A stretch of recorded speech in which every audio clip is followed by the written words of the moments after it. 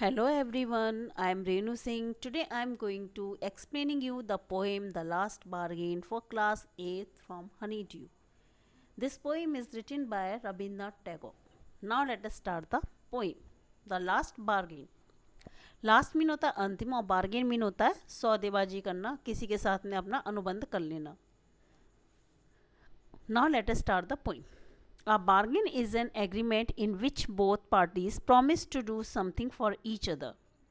A bargain यानी सौदा is an agreement यानी कि एक ऐसा अनुबंध होता है इन विच बोथ पार्टी, इसमें दोनों पार्टी जो करने वाली होती है, अनुबंध होता है दो लोगों के बीच में किसी बात के लिए प्रॉमिस कर लेना. वो एक ऐसा अनुबंध होता है जो दोनों पार्टी जो है प्रॉमिस करती हैं, वादा करती हैं कि वो दोनों एक दूसरे के लिए कुछ करेंगे. Someone is looking for work waiting to be hire. Someone is looking for work, इसमें कोई व्यक्ति काम देख रहा होता है. वेटिंग टू बी हायर्ड, कि कोई उसे हायर कर ले यानी कि वो अपने यहाँ काम पर रख ले और उसके बदले में उसको धन दे. He strikes a bargain but thinks it worthless. वो कई जगह ये सौदा करने की कोशिश करता है बट थिंक्स इट वर्थलेस, लेकिन उसको सारे की सारे सौदेबाजी जो है वो बेकार नज़र आती है. He tries twice again but doesn't like either. वो एक दो बार सौदे करने की दोबारा सौदा करता है लेकिन वो भी उसको पसंद नहीं आता. फाइनली अंत में इन द लास्ट बार्गेन, इसमें अंतिम सौदा जो होता है when he is hired for nothing what ever, तो वो अपना सौदा करता है किसी भी चीज़ के लिए नहीं, उसको बदले में उसके कुछ भी नहीं मिलेगा.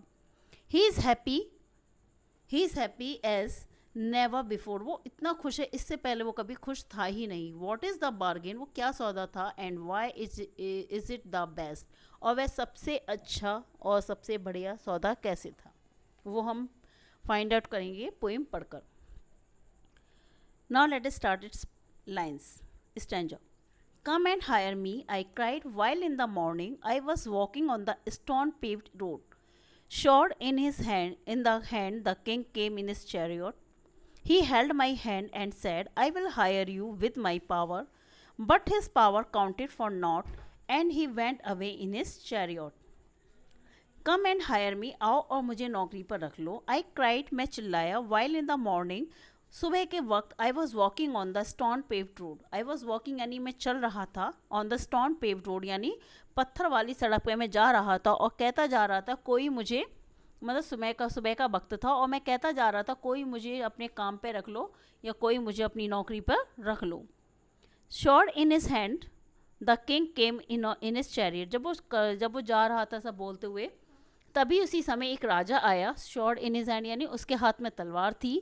कम इन हिज चैरियट, और वो अपने रथ पर सवार था. He held my hand and sad, उसने मेरे हाथ पकड़ा और कहा, I will hire you with my power. मैं तुम्हें हायर करूंगा, मैं तुम्हें अपनी नौकरी पर रख लूंगा, लेकिन किसके बल पर रखूंगा. विद माई पावर यानी अपनी सत्ता के बल पर मैं तुम्हें अपने यहाँ काम पर रख लूंगा. But his power counted for not, लेकिन उसकी सत्ता की कोई कीमत नहीं थी.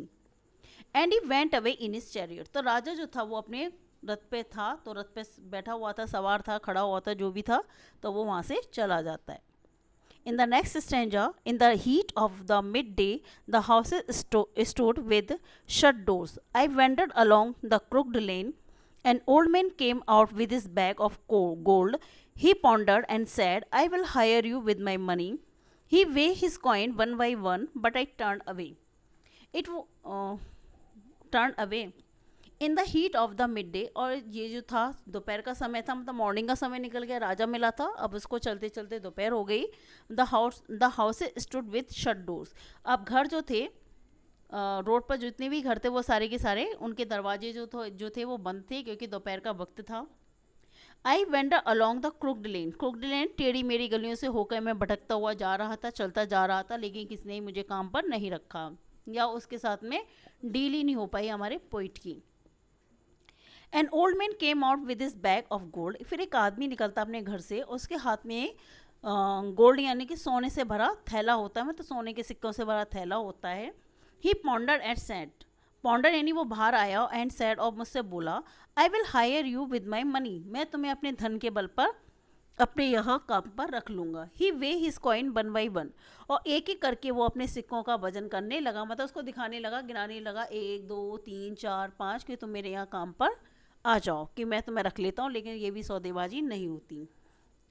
बट आई टर्न अवे, लेकिन मैंने उसे अस्वीकार कर दिया। Now we see the next stanza. It was evening. The garden hedge was all aflower. The fair maid came out and said, "I will hire you with a smile." Her smile paled and melted into tears, and she went back alone into the dark. It was evening. अब उसको चलते चलते सुबह हो गई, दोपहर हो गई, लेकिन दोनों के साथ में उसका सौदा नहीं हुआ, पहले राजा के साथ और फिर उस ओल्ड मैन के साथ। अब शाम हो गई। The garden hedge was all flower. वहाँ पे एक फूलों की बाड़ लगी हुई थी, मतलब हो सकता है वहाँ पे कुछ गार्डन टाइप का रहा होगा। The fair made came out and said. वहाँ पे एक बहुत ही सुंदर आकर्षित, मतलब मन को आकर्षित करने वाली एक सुंदर स्त्री आती है और वो कहती है, I will hire you with a smile. मैं तुम्हें अपनी मुस्कुराहट के बदले में खरीदना चाहती हूँ, मतलब तुम मेरे पास आ जाओ, तुम मेरी नौकरी करो और मैं तुम्हें देख के बस मुस्कुराती रहूँगी। इसका शायद यही मीन रहा होगा। Her smile पेल्ड and melted. लेकिन उसकी स्माइल जो थी वो फीकी पड़ गई और आंसुओं में बदल गई। And she went back alone into the dark. और वो फिर दोबारा अंधेरे में चली गई। इवनिंग का टाइम था तो और ज़्यादा डार्क हो गया होगा, तो बिल्कुल अंधेरा हो गया, वो उसके अंदर चली गई। Next and last stanza. The sun glistened on the sand and the sea waves broke waywardly. A child sat playing with shells. He raised his head and seemed to know me and said, I hire you with nothing. From henceforward, that bargain stuck in the child's play made me a free man. The sun glisten on the sand. अब वो शायद समुद्र किनारे आ गया था हमारा poet जो था, और उसकी जो सन ग्लिसन, सूरज जो था वो ग्लिसन यानी चमक रहा था, ऑन द सैंड यानी समुद्र तट के किनारे जो रेत थी उसमें सूरज की किरणें जो थी वो चमक रही थी समुद्र की रेत पर। And the sea waves broke waywardly, यानी सी वेव्स यानी समुद्र की लहरें, ब्रोक यानी हटा रही थी, बना रही थी बार बार, वेवार्डली यानी कि अपना रास्ता बना थे। अब समुद्र की लहरें जो थी वो आ रही थी, जा रही थी, वो अपना रास्ता बार बार बदल रही थी, वो अलग अलग तरीके से लहरें जो थी, वेव्स जो थी वो आ रही थी। A child set playing with shells. वहाँ पे एक छोटा बच्चा जो था वो खेल रहा था, किसके साथ में? शेल्स यानी कि सीपों के साथ में खेल रहा था। He raised his head and seem to know. उसने अपने सर ऊपर किया और सीम टू नो, और ऐसा देखने लगा मानो, सीम टू नो मी यानी कि जैसे वो मुझे जानता हो, एंड सैड, और वो बोला, I hire you with nothing. मैं तुम्हें अपने यहाँ नौकरी पर रखना चाहता हूँ। मैंने कहने का मीन्स है कि तुम मेरे साथ खेलो और मेरे पास तुम्हें देने के लिए कुछ भी नहीं है। फ्रॉम हैंस फॉरवर्ड, फिर यहाँ से, फिर इसके बाद से, that bargain stuck in child's play. तो मेरा सौदा जो था उस बच्चे के खेल के साथ में हो गया। And made me a free man, और इसने मुझे एक स्वतंत्र आदमी बना दिया। I hope you will understand this poem very well. Thanks for watching and wait and watch my next video. Thank you.